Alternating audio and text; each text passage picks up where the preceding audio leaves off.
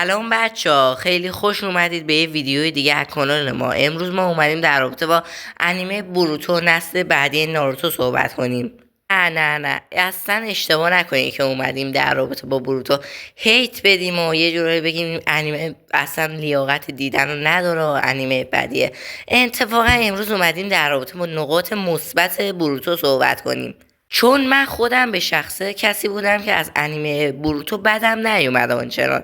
خب حالا من دلیل داشتم که بدم نیومد. حالا بچه من بهتون حق میدم که از این انیمه خوشتون نیاد یا اینکه بگید که یه کپی از ناروتو شخصیت رو ضعیف کرده و اینجور چیزا. حالا دلیل هیت دادن بوروتو چیه؟ خیلی ساده است، چند تا دلیل داره. مثلا اولین دلیلش که خیلی از بوروتو بدشون میاد به این دلیله را شخصیت های ناروتو رو ضعیف کرده، مثلا ساسکه ناروتو اینا رو ضعیف کرده. ولی خب باید به انیمه بوروتو حق بدیم به این دلیل که خب هر انیمه این شکلیه، هر انیمه میخواد که شخصیت‌های خودش قدرتمند باشن و به بقیه شخصیت‌ها هیچ توجهی نمیکنه.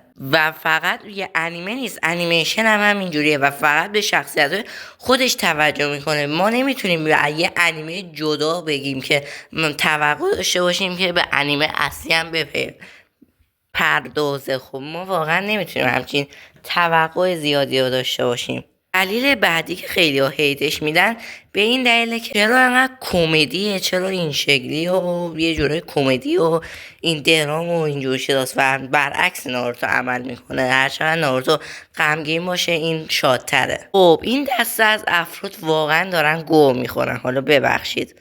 چرا؟ خب نگاه کن، ما نمیدونیم از هر انیمه و انیمیشنی توقع اینو داشته باشیم که چرا ژانرش کمدیه، چرا غمگین نیست، چرا این شکلیه. خب هر انیمه یک ژانری داره دیگه. حالا انیمه بوروتو هم برعکس ناروتو یه جورای شاده و خب همچین دلیل واسه هیت دادنش واقعا دلیل مسخره‌ایه. خب تو اگه از انیمه شاد خوشت نمیاد برو یه انیمه دیگه ببین.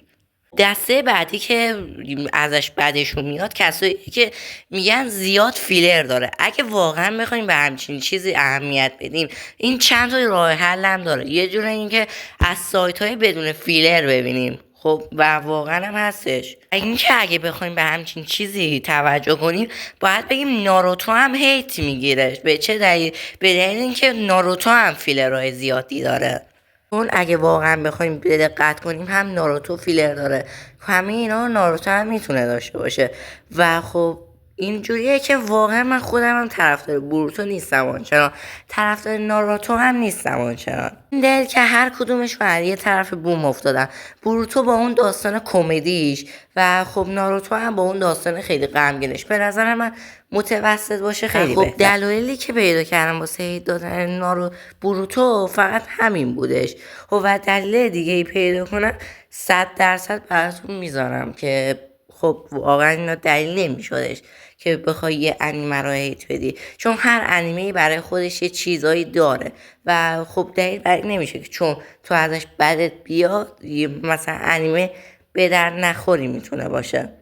مرسی که من رو تماشا کردیم، رسیدیم به آخر ویدیو. اگر از ویدیو خوشتون اومد لایک کنید و فراموش نشه، چون با لایک کردنتون به 2 نفر دیگه هم نشون داده میشه ویدیو من. تا ویدیو دیگه، خدا حافظ، بای.